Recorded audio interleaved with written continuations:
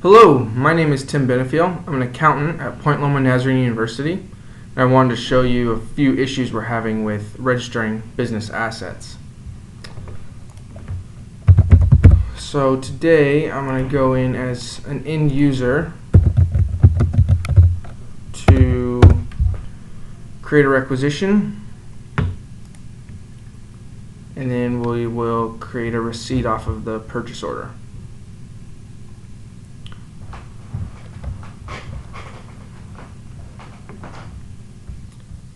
We've tried creating business assets through numerous different types of business processes, and nothing seems to be working. So let me just show you the most basic, the one we would hope it would be working no matter what, and it's not. Let's do a general requisition.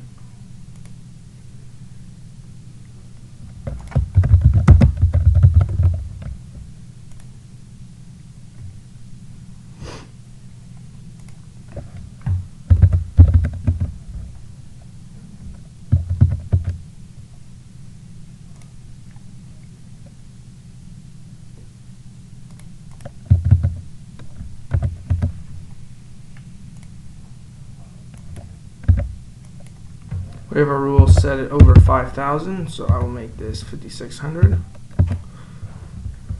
Our capitalization threshold, okay.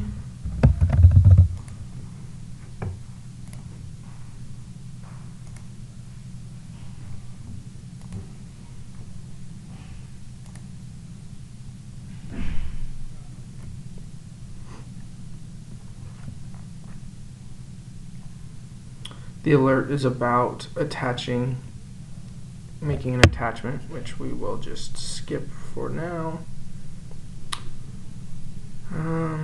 Just do it to the default cost center there for him, for Brandon. And this looks good.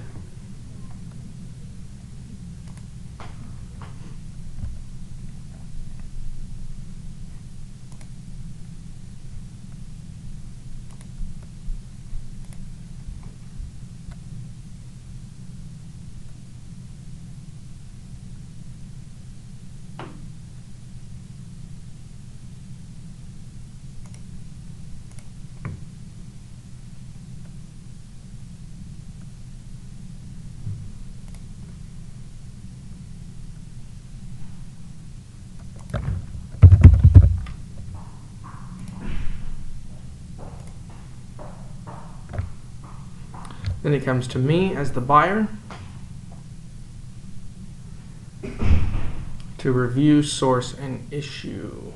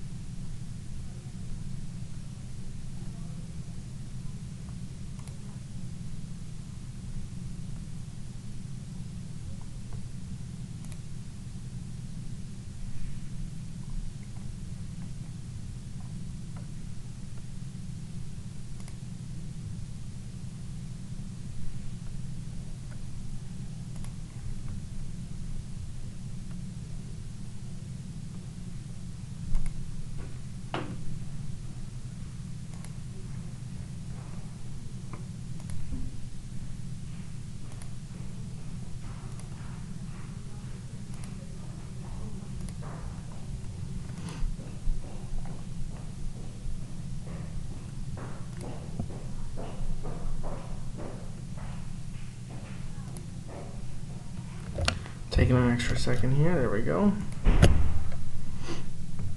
Alright. And wouldn't you know it, this supplier is, well, let's go, while we're here, let's go ahead and submit that through. I don't think that matters, but just in case. Wouldn't you know it, this supplier is about the fastest on earth, and Brandon has already received his goods.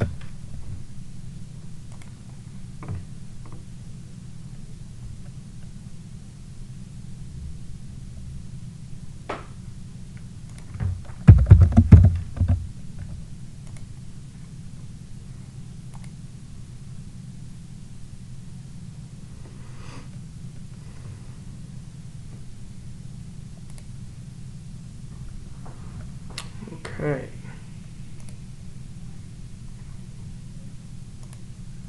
Create this receipt here in full.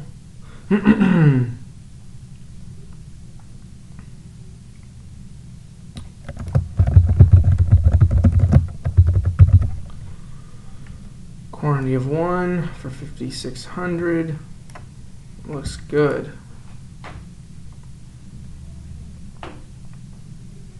All right, since it's going to a trackable spend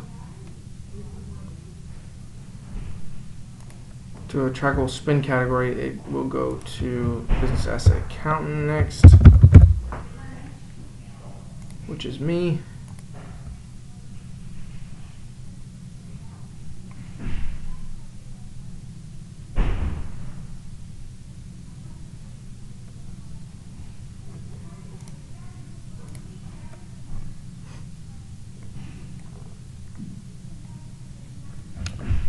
To review the receipt. So this was another question we had, is we don't know why the default accounting treatment shows up as expense even though the spend category's default is depreciable, but that's a separate issue. So I can still manually change it to depreciable capital asset, leave it marked as trackable. I know that I want to make this an asset. Okay, that looks good. Approve there. Now it's going to accounts payable.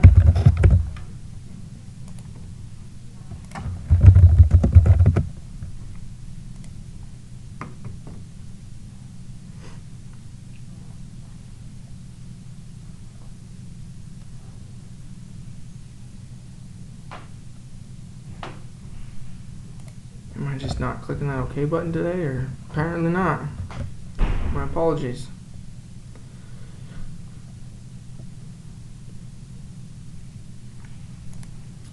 Okay, so we'll create that invoice.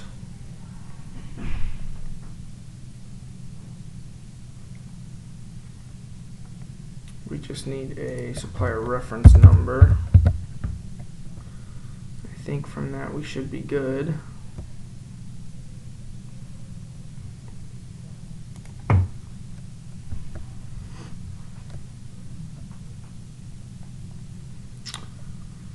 Okay. Now it should be back to the business asset accountant, I believe.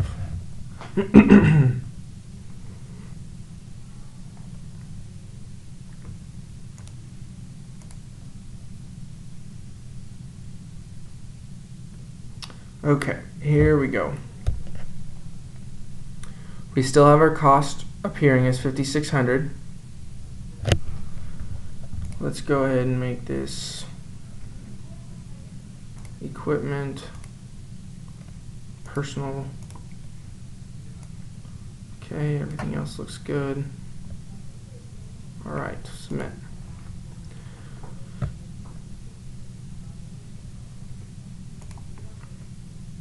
Assign asset accounting information. Still have our asset cost. We can even change our fair market value to 5,600. Doesn't matter if we do. Residual value should be 0. We've tried it many different ways. It doesn't matter what the fair market value is. We cannot get that cost to come forward onto the asset. Depreciation profile, 7 years. Looks good there. Okay. So we still have that cost, 5,600. Submit there. Now it's going to go for approval by the manager. Sounds good.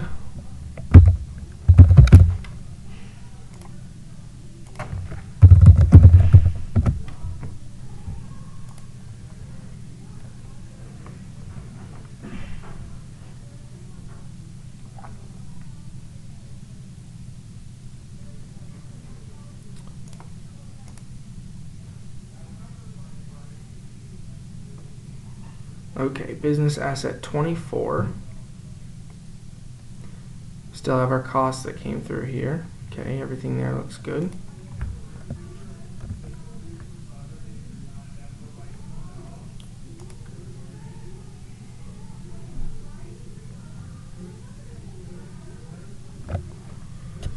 Okay, we have this to-do step set up in case an asset was registered manually and we need to add county information to it.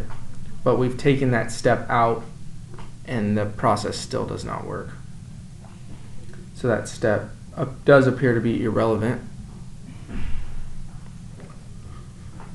to the issue we're having. Not sure why that's taking forever.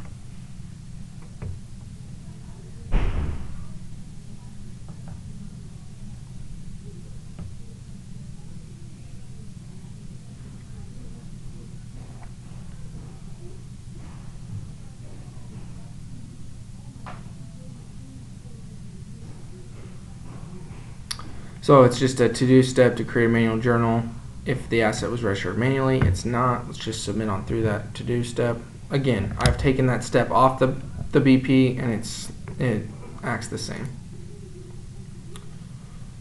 Okay, and now let's find assets for business asset 24.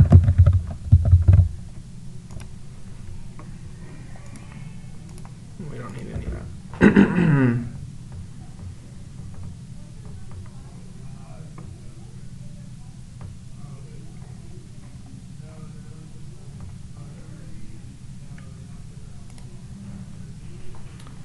Jim Bergam is also a business asset accountant, so should not be an issue of security.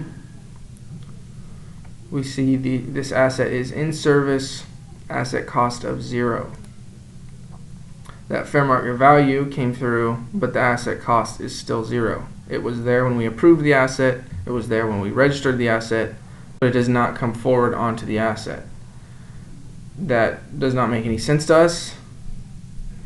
And we can't find, oh, that was fun there. And we can't find any way to streamline this process at all. It seems unreasonable that we would be adding asset costs for assets not registered manually. That's kind of the point of registering an asset. So if you could look into this issue and help us out, we'd greatly appreciate it. So thank you for your time and hope to hear back from you soon. Thank you very much.